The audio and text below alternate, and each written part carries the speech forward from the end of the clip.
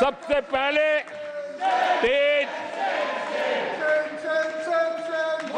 5G roll out हमने दिखाया। आज देश कहने लगा, तीव्र गति से 5G का रोल आउट होना, देश गौरव से कहने लगा भारत कुछ भी कर सकता है। आदरणीय सभापति जी, वो एक जमाना था जब कोयले घोटाले में बड़ों के हाथ काले हो चुके थे। आज कोयले का सर्वाधिक उत्पाद, सर्वाधिक प्रोडक्शन, आज कोल प्रोडक्शन के विक्रम हुए हैं और इसी के कारण देश अब कहने लगा है अब भारत कुछ भी कर सकता है। आदरणीय सभापति जी, वो एक समय था 2014 के पहले जब फोन बैंकिंग करके बड़े बड़े बैंक घोटाले किए जा रहे थे। अपनी पर्सनल प्रॉपर्टी की तरह बैंक का खजाना लूट लिया गया था। आदरणीय सभापति जी, 2014 के बाद नीतियों में परिवर्तन, निर्णयों में गति, निष्ठा, प्रामाणिकता की, और उसी का परिणाम है दुनिया की अच्छी बैंकों में आज भारत की बैंकों का स्थान बन गया। आज भारत की बैंक सर्वाधिक मुनाफा करने वाली बैंक बन गई और लोगों की सेवा करने के लिए गए। आदरणीय सभापति जी, 2014 के पहले वो भी एक वक्त था कि जब आतंकी आकर के जी चाहे वहां, जब चाहे वहां हमला कर सकते थे। 2014 के बाद स्थिति ये बनी कि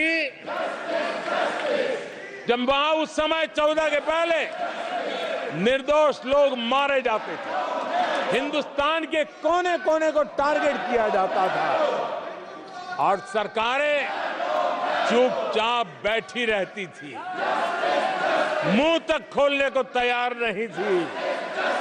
आज 2014 के बाद का हिंदुस्तान घर में घुसकर मारता है,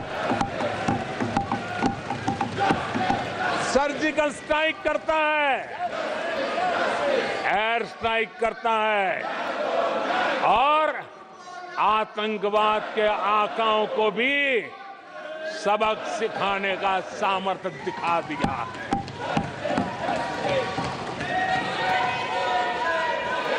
आज आदरणीय सभापति जी, देश का एक एक नागरिक जानता है कि अपनी सुरक्षा के लिए भारत कुछ भी कर सकता है।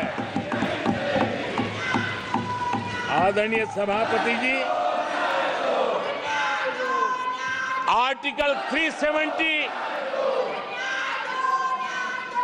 इसकी पूजा करने के वाले लोगों ने, वोट बैंक की राजनीति का हथियार बनाने वालों ने 370 को उसने जम्मू कश्मीर का जो हालात कर दिए थे, वहां के लोगों के अधिकार छीन लिए थे। भारत का संविधान जम्मू की कश्मीर की सीमा में प्रवेश नहीं कर सकता था और यहां संविधान सर पे रख करके नाचने वाले लोग संविधान को जम्मू कश्मीर में लागू करने का हौसला नहीं रखते, बाबा साहब अम्बेडकर का अपमान किया करते थे। और 370 का वो जमाना था, सेनाओं पर पत्थर चलते थे और लोग निराशा में डूब करके कहते थे अब तो जम्मू कश्मीर में कोई हो नहीं सकता है। आज आर्टिकल 370 की दीवार गिरी,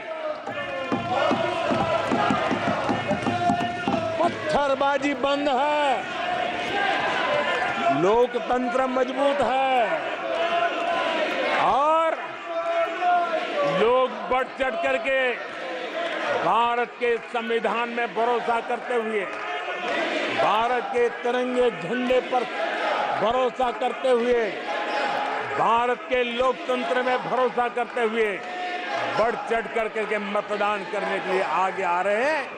ये साफ साफ दिखाई देता है। आदरणीय सभापति जी, 140 करोड़ देशवासियों में ये विश्वास पैदा होना,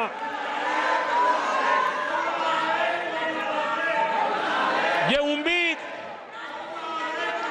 और जब विश्वास जगता है तो विकास का वो ड्राइविंग फोर्स बन जाता है। इस विश्वास ने विकास का ड्राइविंग फोर्स का काम किया है।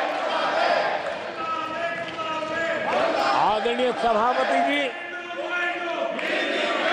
ये विश्वास विकसित भारत संकल्प से सिद्धि का विश्वास है। आदरणीय सभापति जी, जब आजादी का जंग चल रहा था और जो भाव देश में था, जो जोश था, उत्साह था, उमंग था, जो विश्वास था कि आजादी लेके रहेंगे, आज देश के कोटि कोटि जनों में वो विश्वास पैदा हुआ है, जिस विश्वास के कारण आज विकसित भारत होना एक प्रकार से उसकी मजबूत नींव इस चुनाव में शिलान्यास हो चुका है। जो ललक आजादी के आंदोलन में थी, वही ललक विकसित भारत के इस सपने को साकार करने में है। आदरणीय सभापति जी, आज भारत के लक्ष्य बहुत विराट है और आज भारत को एक ऐसी स्थिति पर 10 साल में पहुंचा है कि हमें खुद से ही स्पर्धा करनी है, हमें ही अपने पुराने रिकॉर्ड तोड़ने हैं और नेक्स्ट लेवल पर हमें हमारी विकास की यात्रा को ले जाना है। 10 वर्षों में भारत विकास की जिस ऊंचाई पर पहुंचा है, वो हमारी प्रतिस्पर्धा का एक मार्ग बन चुका है, एक बेंचमार्क बन चुका है। पिछले 10 साल में हमने जो स्पीड पकड़ी है, अब हमारा मुकाबला उसी स्पीड को और ज्यादा स्पीड में ले जाने का है और मेरा विश्वास है देश की इच्छा को हम उसी गति से पूरा करेंगे। आदरणीय सभापति जी, हम हर सफलता को, हर सेक्टर को नेक्स्ट लेवल तक ले जाएंगे। आदरणीय सभापति जी, 10 सालों में भारत की इकोनॉमी को 10 साल के अल्पकाल में हम 10 नंबर से इकोनॉमी को 5 नंबर पे ले गए हैं। अब हम नेक्स्ट लेवल पर जाने के लिए